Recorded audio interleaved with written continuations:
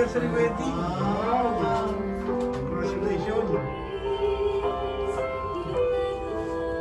Wow! Parang si ano ah. Hindi ko Dantes, saka si Marian. Kaya may bumata. Parang si Catherine, saka si Daniel. May bumata eh. Alam mo mga love team ha? Sa TV ba? Sayang wala si Mike.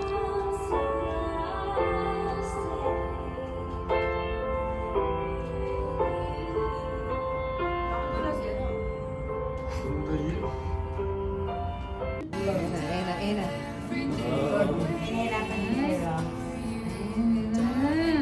Era.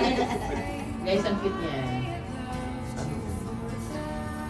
Silver lining. May pa-silver lining. Tarara. Wow!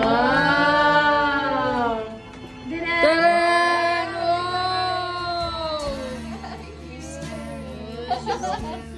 Mami, bigyan na kayo. Rox and Mike. Michael learns to To rock. rock. Michael learns to rock. So, thank you very much. So, you're welcome. So, I would like to ask. Si Roxine is kasi panganay si Roxine, di ba? Mayroon kasi yung panganay pag pinasok mo yun sa sarili mong binuong pamilya. Kasi as a wife, dapat mag-submit tayo sa husband natin. Kahit na parang medyo pumapalpak yata to, let him. Kailangan po talaga ang lalaki will be the head of the family. Dapat talaga nila ma-feel yan na sila yung head dito ng family. Kahit na strong yung personality natin, it shows naman na strong ang personality mo, Rox. Kailangan po talaga na natin yun kay Mike. At saka tama yun kapag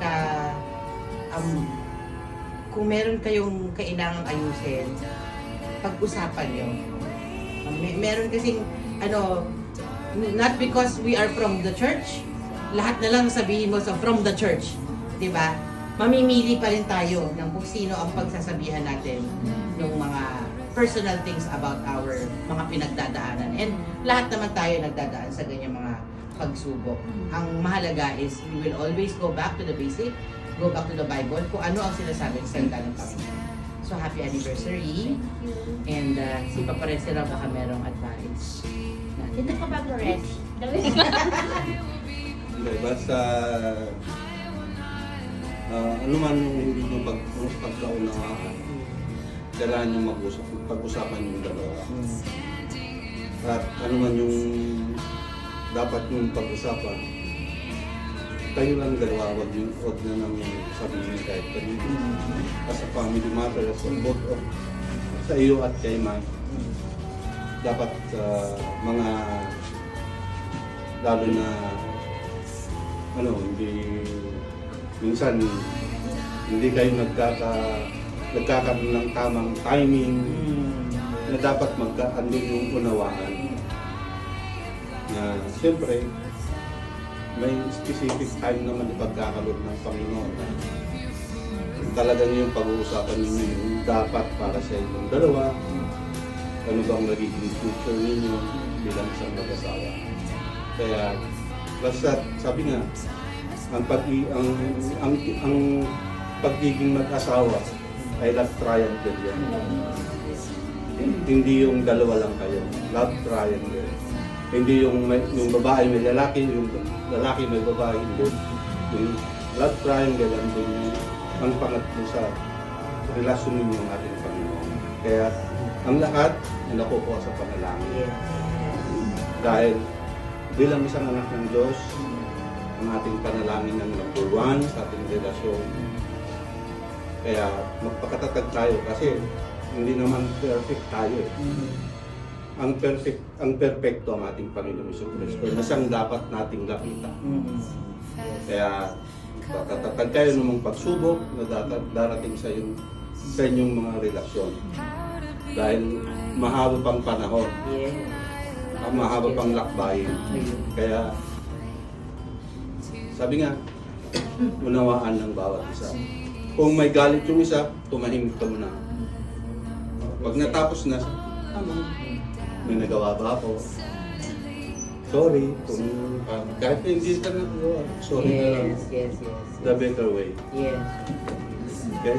Just focus sa inyong relasyon na dalawa. Focus sa inyong family. God, pagkakalutan ang Panginoon. Amen. Kaya, sabi nga, mahaba pang panahon Yes. ang inyong lalakbay. Kaya, ingatan nyo yung sarili, protect. God will protect you in any way. Yeah. Kaya, God bless sa inyo. Gusto ko lang idagdag doon, no, yung sabi mo, protect tayo sa sarili.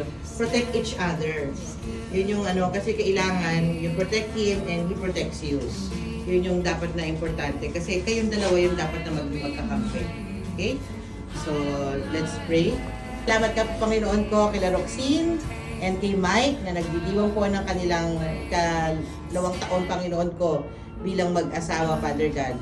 Actually, more pa po yung pinagsamahan po nila because of na-unite na po sila dito sa Kuwait, but we are celebrating yung wedding po nila sa Philippines. So, salamat, Panginoon ko, dahil tunay nga po na pinagtibay niyo po not once but twice, Panginoon ko, ang kanilang married life.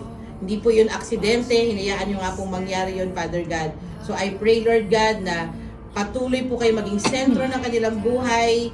May mga pagdaanan man po sila in the long run, but still maalala po nila na kayo lamang po ang dapat nilang lapitan. Hayaan nyo nga po na kung ano man po yung desire ng kanilang mga puso, ibigay po nila sa inyo yun, ipagkaloob po nila, surrender po nila sa inyo, and may your will be done. Salamat po. In Jesus' name we pray. Amen. Amen. Happy anniversary, Happy anniversary, Rob! Picture. Picture!